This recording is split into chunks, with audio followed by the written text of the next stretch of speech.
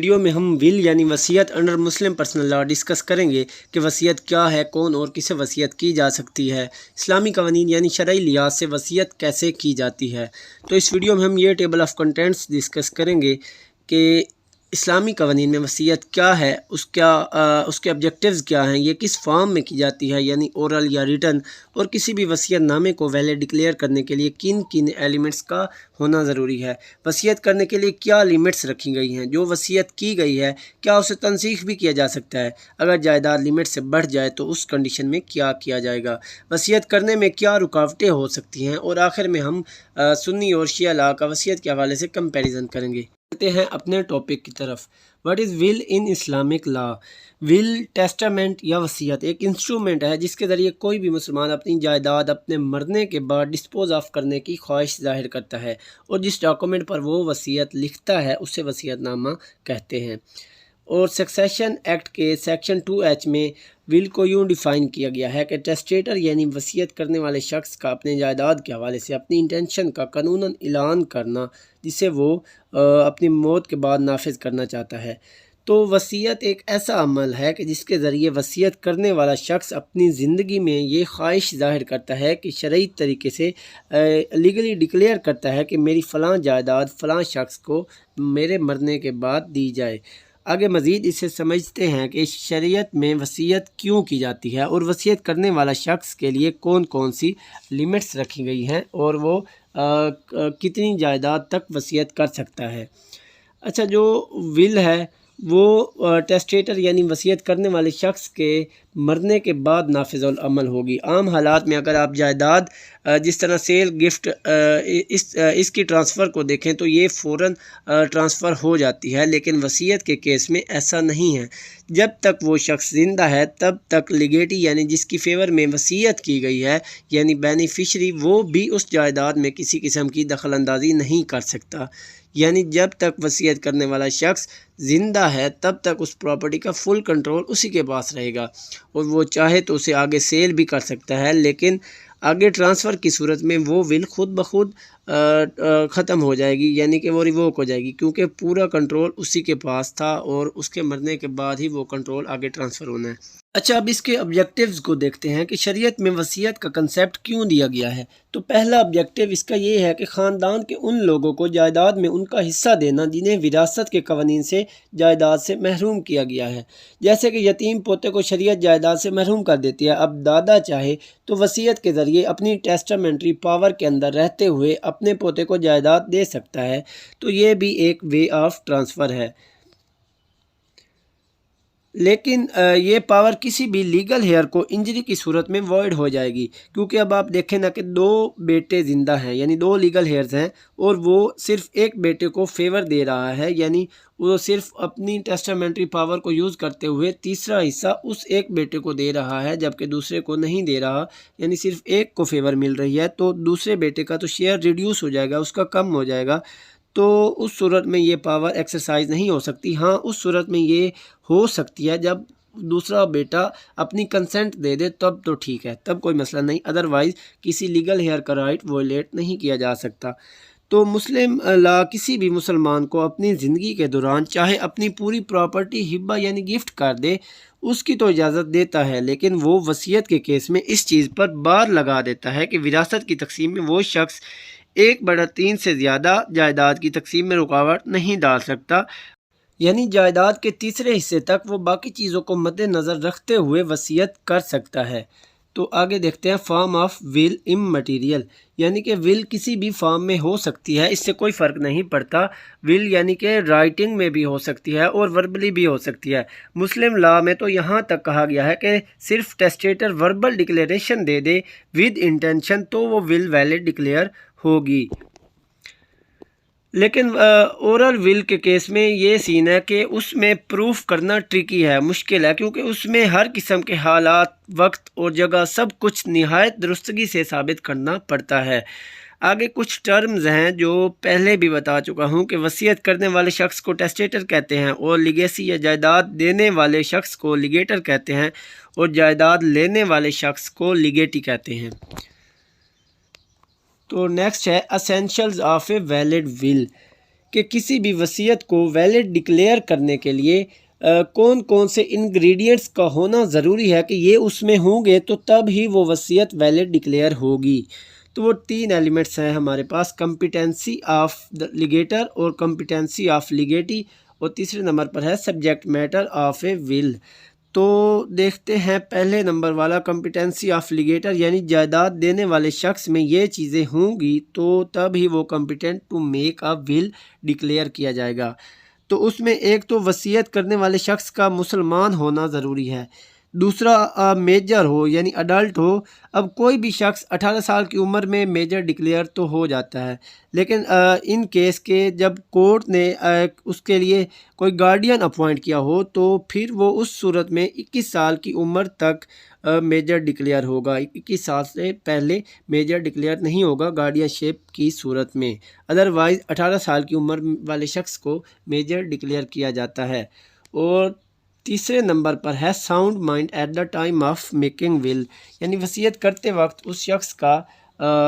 دماغی توازن ٹھیک ہو، اور میل اور فیمیل کوئی بھی ہو سکتا ہے، دونوں یہ وصیت کر سکتے ہیں، اور جس جائیداد کے لیے وہ وصیت کر رہا ہے اس کا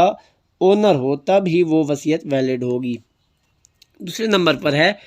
کمپیٹنسی آف لیگیٹی، لیگیٹی یعنی جائیداد لینے والے شخص کا کمپیٹنٹ ہونا ضروری ہے۔ اچھا، اس کے لیے یہ ہے کہ کوئی بھی شخص جو کہ پراپرٹی ہولڈ کر سکتا ہے،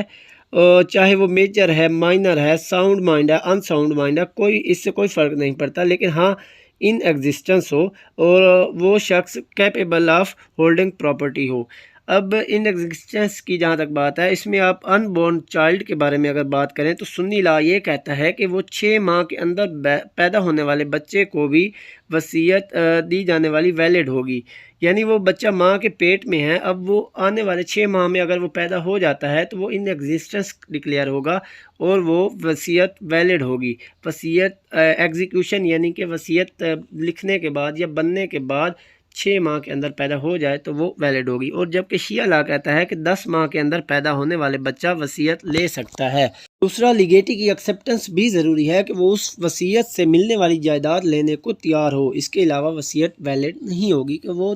ایکسیپٹ کرے کہ میں یہ جائیداد لوں گا۔ اور تیسرے نمبر پر ہے subject matter of bequest. Subject matter کا مطلب ہے کہ کس چیز کی وصیت کی جائے گی، جیسے کہ گھر ہے، پلاٹ ہے، فیکٹری ہے، یعنی کہ سبجیکٹ میٹر کا ہونا ضروری ہے، کسی چیز کا ہونا ضروری ہے جس کی وصیت کی جائے گی۔ تو اس کے لیے کوئی بھی پراپرٹی ہو سکتی ہے، چاہے وہ موویبل ہو، چاہے اموویبل ہو، چاہے کارپوریل ہو، چاہے انکارپوریل ہو، مطلب کسی بھی قسم کی جائیداد جو ٹرانسفریبل ہو، اور ٹیسٹیٹر یعنی وصیت کرنے والے شخص کی موت کے وقت وہ جائیداد اس کے نام پر ہی ہو، یعنی یہ اس کے نام پر، یعنی اس ٹیسٹیٹر کا at the time of death owner ہونا ضروری ہے۔ نیکسٹ ہے لیمٹ آف ٹیسٹامنٹری پاور۔ اب کسی بھی مسلمان کے پاس جو وصیت کرنے کی پاور ہے اس پر بھی لمیٹیشن لگائی گئی ہے کہ کوئی بھی مسلمان شخص اپنی جائیداد کا 1/3 حصہ سے زیادہ وصیت نہیں کر سکتا۔ اچھا، وصیت کی تقسیم ہوگی کب؟ یہ سب سے پہلے کفن دفن اور جو قرض اس مرحوم پر ہوں گے اسے ادا کرنے کے بعد جو جائیداد بچ جائے گی، اب اس جائیداد کا بقیہ جو ہے اس کا تیسرا حصہ نکلے گا، اور وہ تیسرا حصہ آگے لیگیٹی کو ملے گا۔ لیگیٹی تیسرے حصے سے زیادہ نہیں لے سکتا، ہاں اس صورت میں وہ لے سکتا ہے اگر باقی ورثہ یعنی لیگل ہیئرز اسے کنسنٹ دے دے تو تب وہ لے سکتا ہے، ادروائز وہ تیسرے حصے سے زیادہ نہیں لے سکتا۔ اچھا، ان کیس اگر وصیت کسی وارث کو فیور دینے کی غرض سے تیسرا حصہ وصیت کر دیا گیا ہے تو تب دوسرے ورثہ کی رضامندی ضروری ہے، اگر وہ نہ دے تو وصیت نافذ العمل نہیں ہے، تو وہ آٹومیٹیکلی انویلڈ ہے۔ تو نیکسٹ ہے ریووکیشن آف بیکویسٹ، یعنی جو وصیت کی گئی ہے اس کی تنسیخ۔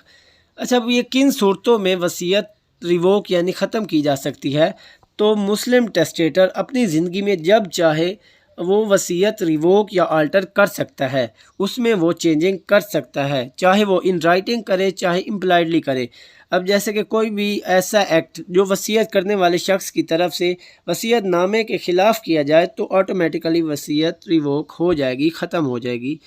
اس کی اگزامپل یہ ہے کہ جیسے اگر ایک شخص وصیت کرتا ہے اور وہ اپنی جائیداد اپنی زندگی میں ہی اسی جائیداد کو آگے سیل کر دیتا ہے تو وہ ول آٹومیٹیکلی ریووک ہو گئی نا۔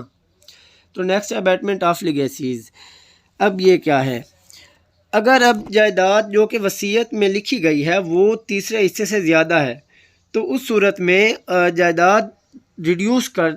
کو ریڈیوس کر دیا جائے گا تیسرے حصے تک، یعنی اس ریڈکشن کو ہم ابیٹمنٹ آف لیگیسیز کہتے ہیں، اور سنی لا میں یہ ریڈکشن پروپورشنل کی جاتی ہے جبکہ شیعہ لا میں پریفرینشل کی جاتی ہے۔ نیکسٹ ہے امپیڈیمنٹس آف اے ول۔ کسی بھی وصیت کو نافذ العمل کرنے کے لیے کون سی رکاوٹیں ہو سکتی ہیں، یعنی کن صورتوں میں وصیت کرنے والا شخص جائیداد لینے سے نااہل ہو سکتا ہے۔ تو فرسٹ کنڈیشن ہے لیگیٹی ایز اے مرڈرر۔ اگر لیگیٹی یا بینیفیشری قتل کر دیتا ہے وصیت کرنے والے شخص کا لالچ کی غرض سے کہ وہ جلدی مر جائے گا تو اسے جائیداد جلدی مل جائے گی، تو اس صورت میں جائیداد وہ نہیں لے سکتا سنی لا کے حساب سے، کیونکہ no man can be benefited of his own wrong.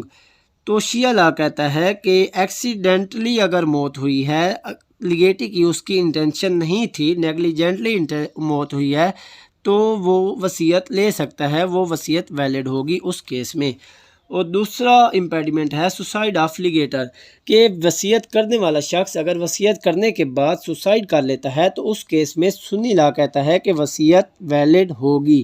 لیکن شیعہ لا کہتا ہے کہ سوسائڈ کے کیس میں انویلڈ ہے، لیکن ہاں اگر موت سے ایکسیڈنٹلی ہوئی ہے تو پھر وہ ویلڈ ہوگی۔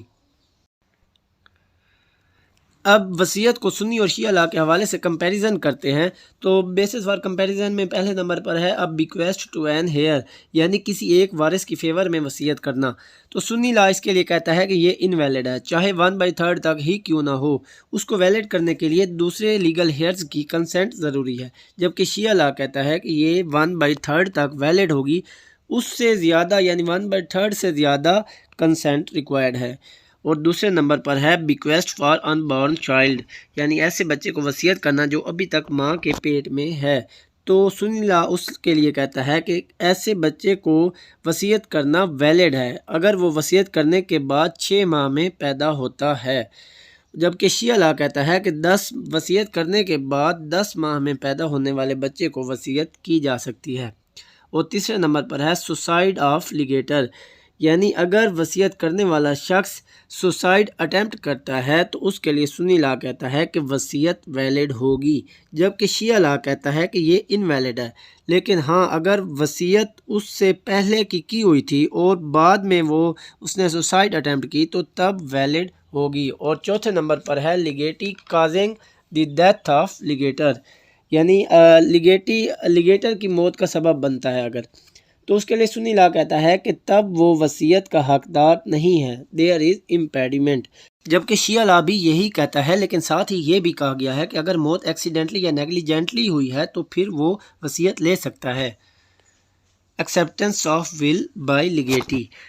اس ول کے لیے لیگیٹی کی طرف سے ایکسیپٹنس دینا، تو اس کے لیے سنی لا کہتا ہے کہ ایکسیپٹنس ٹیسٹیٹر کی موت کے بعد ہوگی، جبکہ شیعہ لا کہتا ہے کہ ایکسیپٹنس ٹیسٹیٹر کی زندگی میں بھی ہو سکتی ہے اور یہ ویلڈ ہے۔ اور نیکسٹ کہا گیا کہ اگر لیگیٹی پہلے مر جاتا ہے لیگیٹر سے تو اس کے لیے سنی لا کہتا ہے کہ پراپرٹی جائیداد وہ وصیت کرنے والے شخص کی طرف واپس چلی جائے گی، ریورٹ ہو جائے گی، جبکہ شیعہ لا اس کے لیے کہتا ہے کہ اگر لیگیٹی پہلے مر جاتا ہے تو لیگیٹر سے تو اس صورت میں بھی وہ جائیداد واپس نہیں جائے گی، اسی صورت میں وہ واپس جائے گی کہ جب اس کا کوئی وارث نہیں ہوگا، یعنی ایز پر شیعہ لا اگر اس نے ایکسیپٹنس دے دی تھی اپنی زندگی میں ہی اور ٹیسٹیٹر نے بھی مرتے وقت تک اس نے ریووک نہیں کی ول، تو ڈیفینیٹلی وہ ول اس کے ہیئرز کو ٹرانسفر ہو جائے گی۔ تو نیکسٹ ہے ابیٹمنٹ آف لیگیسیز، یعنی اگر جائیداد 1/3 سے زیادہ بڑھ جائے وصیت میں تو اس صورت میں جو ریڈکشن ہے اسے ابیٹمنٹ آف لیگیسیز کہتے ہیں، اور اس کے لیے سنی لا کہتا ہے کہ ریڈکشن پرپورشنل ہوگی، جبکہ شیعہ لا کہتا ہے کہ وہ پریفرینشل ہوگی۔